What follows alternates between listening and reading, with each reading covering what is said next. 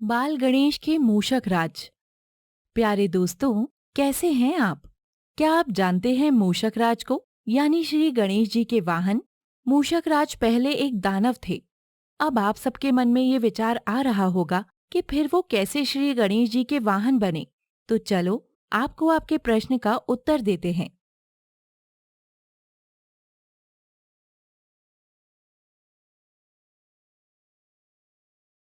बहुत पुरानी बात है। गजमुखासुर नाम का एक दानव रहता था और वो शिवजी का बहुत बड़ा भक्त था। वो शिवजी की भक्ति में इतना लीन हो चुका था कि कई सालों से उनके लिए तपस्या कर रहा था।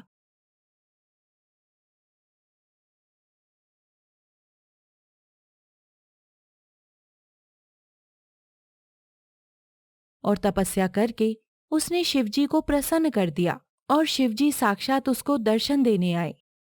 गजमुखासुर असुर, उठो भक्त, तुम्हारी तपस्या पूर्ण हुई। मैं तुम्हारी तपस्या से बहुत प्रसन्न हूँ। प्रभु, मैं आपका बहुत बड़ा भक्त हूँ। अगर आपको मुझे देखकर प्रसन्नता हुई तो मुझे कोई वरदान दीजिए। मांगो भक्त, क्या मांगना चाहते हो? जो तुम मांगोगे वही तुम्हें वरदान दिया जाएगा। प्रभु, मैं चाहता हूँ कि मैं सृष्टि का सबसे शक्तिशाली असुर बन जाऊं और कोई भी देवता मुझे पराजित ना कर सके, साथ ही ना ही कोई मनुष्य और ना ही कोई दानव।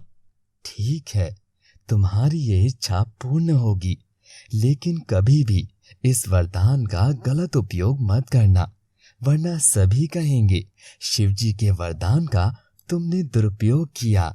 जो आज्ञा प्रभु, मैं आपकी आज्ञा का पालन करूंगा। ठीक है, तो तुम्हारी इच्छा पूर्ण हुई। अब तुम्हें कोई पराजित नहीं कर सकता।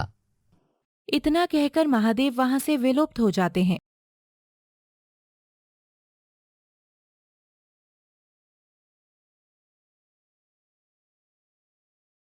और फिर गजमुखासुर महादेव के दिए वरदान का दुरुपयोग करने लगा। फिर उसने सभी मनुष्यों को परेशान करना शुरू कर दिया और सभी देवी देवता भी उससे परेशान हो चुके थे।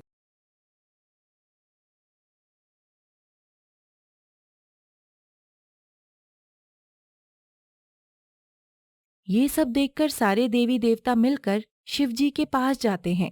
प्रभु, आपने गजमुखासुर को ऐसा वरदान दिया जिसके बाद उसने सारे निर्दोष मनुष्यों को परेशान करना शुरू कर दिया है। पर मैंने गजमुखासुर से कहा था कि अपने वरदान का दुरुपयोग मत करना। प्रभु, आप सच में भोलेनाथ हो। आपने एक दानव को वरदान दे दिया। अब इसके कारण गजमुखासुर किसी के हाथ नहीं आ रहा है और अब तीनों लोकों पर गजमुखासुर का ही राज है। उसके इस कार्य से सब लोग दुखी हैं महादेव। इसका कोई उपाय निकालिए। तभी महादेव देवी पार्वती से कहते हैं। देवी पार्वती, बालक गणेश को बुलाओ। पार्वती जी श्री गणेश को बुलाकर लाती हैं। जी पिताजी, क्या आज्ञा है मेरे लिए? बालक गणेश, मैंने गजमुखासुर को वरदान दिया था, परंतु वो उस वरदान का दुरुपयोग कर रहा है। तुम जाकर उसको सबक सिखाओ और संसार को पाप मुक्त करो बेटा। क्या एक दानव का सामना करने के लिए आप मेरे पुत्र को भेज रहे हो प्रभु? हाँ, क्योंकि हमारा पुत्र इस कार्य के लिए सक्षम है। तभी देवतागण कहते हैं। लेकिन प्रभु, गणेश जी तो नन्हे से बालक हैं। वो कैसे सामना करेंगे इतने विशाल और शक्तिशाली दानव का? तुम सब प्रश्न मत करो, बस भरोसा रखो। मेरा पुत्र विघ्नहर्ता है और वही गजमुखासुर को पराजित करके उसको सबक सिखाएगा।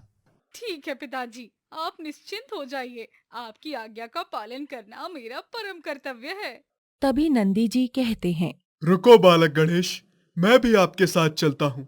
हाँ पुत्र, इन सभी गणों को अपने साथ लेकर जाओ ताकि ये भी तुम्हारी सहायता कर सकें। नहीं, कोई बालक गणेश के साथ नहीं जाएगा। मेरा पुत्र गणेश उस दानव के लिए अकेला ही सक्षम है। फिर शिवजी ने गणेश जी को आशीर्वाद दिया और गणेश जी आशीर्वाद लेकर अपने मार्ग पर चल दिए। और गणेश जी जंगल में पहुंचकर कहते हैं। गजमुखासुर, कहाँ छुपे हो? हिम्मत है तो सामने आओ, तुम्हारा काल तुम्हारे सामने है। गजमुखासुर जोर जोर से हंसता है। तुम नन्हे से बालक मुझसे लड़ोगे। तुम्हारी भलाई इसी में है कि वापस लौट जाओ, अन्यथा मैं तुम्हारा वध कर दूंगा। अच्छा, तुमने आज तक बहुत कमजोर लोगों पर अत्याचार कर लिया और अब तुम्हारे पापों का घड़ा भर चुका है। तुम्हें अब अपने किए की सजा भुगतनी ही पड़ेगी। तुम मुझे सबक सिखाओगे? जानते नहीं, मैं बहुत बड़ा शिव भक्त हूँ और मुझे भोलेनाथ ने खुद वरदान दिया है कि कोई मुझे पराजित नहीं कर सकता। फिर डर किस बात का? मेरे सामने आओ और मेरे प्रहार का सामना करो। तभी गणेश जी की ललकार सुनकर गजमुखासुर सामने आया और गणेश जी पर प्रहार करने लगा। अब तुम्हें मुझसे कोई नहीं बचा सकता बालक। तुम्हारी पराजय मेरे हाथों आज निश्चित है। गजमुखासुर, तुमने बहुत लोगों को परेशान किया है, अब मैं तुम्हें दंड देता हूँ। काफी देर लड़ने के बाद गजमुखासुर रुक जाता है और सोचने लगता है। इस नन्हे बालक में ऐसी क्या बात है जो मैं इस नन्हे से बालक पर विजय नहीं पा रहा हूँ। तभी गणेश जी खड़े होकर हंसने लगते हैं। मैं जानता हूँ तुम क्या सोच रहे हो। मैं इस वरदान से परे हूँ, क्योंकि मेरा मुंह हाथी का है और शरीर मनुष्य का, इसलिए तुम मुझे पराजित नहीं कर पा रहे हो। ये सुनकर गजमुखासुर बहुत तेज भागने लगता है, मगर गणेश जी भी कहाँ पीछे रहने वाले थे, वो भी उसका पीछा करने लगे।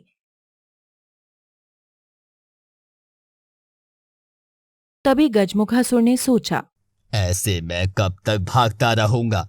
अगर मैं छोटा सा चूहा बन जाऊं तो आसानी से भाग पाऊंगा और इस नन्हे बालक से अपने प्राण बचा पाऊंगा।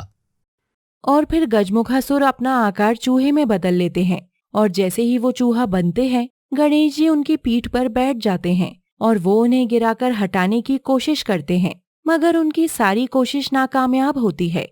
फिर वो कहते हैं, मुझे माफ कर दीजिए प्रभु, मैं भटक गया था अपने मार्ग से।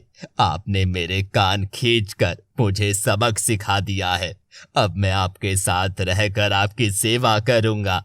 ठीक है, मुझे भी चूहे की सवारी बहुत पसंद आई और आज से तुम मेरे मूषक राज हो। मैं अब से तुम्हें अपने साथ ही रखूंगा और तुम्हारी ही सवारी करूंगा। आज से मेरा वाहन तुम ही हो। प्रभु, मैं तो धन्य हो गया। आपने मुझ दानव को अपना वाहन बनाकर मुझ पर बहुत बड़ा उपकार किया है। आज से मेरा सारा जीवन सिर्फ आपकी सेवा में ही गुजरेगा। और इस तरह से गजमुख राज बन गए गणेश जी के मूषक राज और गणेश जी भी अपने वाहन का आनंद लेते थे और जब भी कहीं जाते तो मूषक राज को हमेशा अपने साथ ले जाते थे और धीरे धीरे मूषक राज भी श्री गणेश के बहुत अच्छे मित्र बन चुके थे।